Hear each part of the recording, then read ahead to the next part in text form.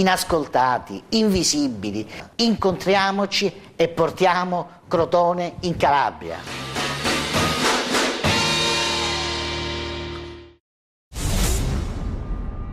Operazione antidroga dei carabinieri tra Cotronei e Petilia Policastro, nel Cortonese. 21 gli arresti a carico di altrettante persone, tra cui 3 donne, responsabili a vario titolo di spaccio di sostanze stupefacenti. L'operazione Malaerba vede 10 persone in carcere, 9 ai domiciliari e 2 con obbligo di presentazione alla polizia giudiziaria. Le indagini, partite dall'omicidio nel 2008 di Salvatore Astorino, 24 anni, di Cotronei, hanno svelato un traffico di droga di una rete ben organizzata di spacciatori per il mercato locale. Blitz dei carabinieri anche nel Regino, 10 le ordinanze di custodia cautelare eseguite in particolare a Sinopoli e Santa Eufemia ad Aspromonte. 9 le persone in carcere e 1 agli arresti domiciliari che risulta ricercato, indagati per associazione per delinquere finalizzata al traffico di sostanze stupefacenti ma anche per estorsioni, rapine e furti. L'operazione a rete ha scoperto un'organizzazione che in diverse piazze del territorio calabrese spacciava droga, cocaina e marijuana, diverse le perquisizioni che hanno permesso di sequestrare armi e munizioni. Un uomo di 46 anni, Vincenzo Di Costa, disoccupato, noto alle forze dell'ordine, è stato ucciso a colpi d'arma da fuoco davanti alla sua abitazione. Il fatto è avvenuto ieri sera a Tropea, nel Vibonese, in località Campo di Sotto, nei pressi dell'ospedale civile, dove l'uomo viveva con 2 fratelli. Le indagini sono condotte dai carabinieri unitamente alla Polizia di Stato.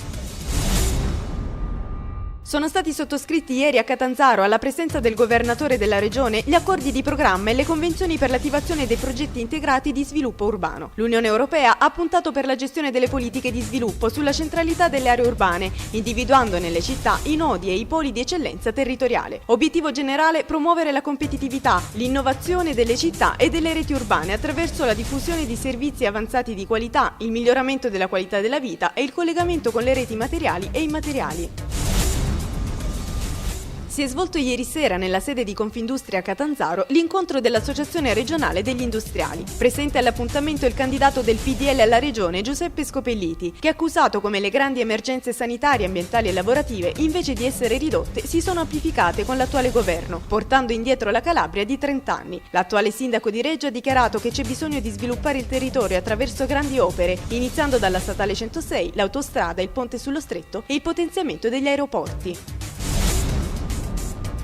Anche Pippo Callipo, l'altro aspirante alla presidenza della Calabria, era presente alla platea degli aderenti a Confindustria regionale. Il candidato dell'IDV ha attaccato indirettamente lo Iero, dichiarando che l'amministrazione regionale uscente ha affossato la nostra regione tra le ultime d'Europa e affermando che in caso di sua elezione sarà costituito un ufficio di ascolto per interloquire con imprenditori, associazioni di categoria e con gli ordini professionali.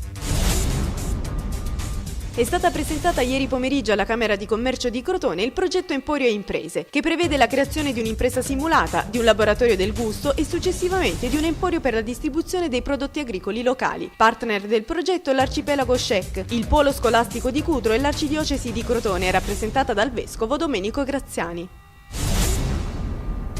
I semi del cambiamento è il titolo di una mostra fotografica e documentaria promossa dall'Istituto Buddista Italiano Soka Gakkai ed ospitata presso la Lega Navale di Crotone, dove sarà esposta fino al 28 marzo. Si tratta di 17 pannelli, un video e 25 fotografie per far conoscere i principi della Carta della Terra e per sensibilizzare sui problemi che affliggono l'umanità. Per visitare la mostra si sono prenotate tutte le scuole del comune di mattina, mentre nel pomeriggio dalle 15:30 alle 19:30 è visitabile da tutti. Ieri sera a Catanzaro, per la prima calabrese del mediometraggio in 3D Il volo del regista tedesco Wim Wenders, è stato annunciato dal produttore esecutivo il seguito della storia di integrazione nata sulle sponde del Mar Ionio. In prima fila, con tanto di occhialini 3D, il candidato alla presidenza della regione Lo Iero, l'attore Giancarlo Giannini, voce di Ben Gazzara, e il sindaco della città Rosario Olivo. Si attende quindi il sequel di altri 2 registi, della durata di circa un'ora.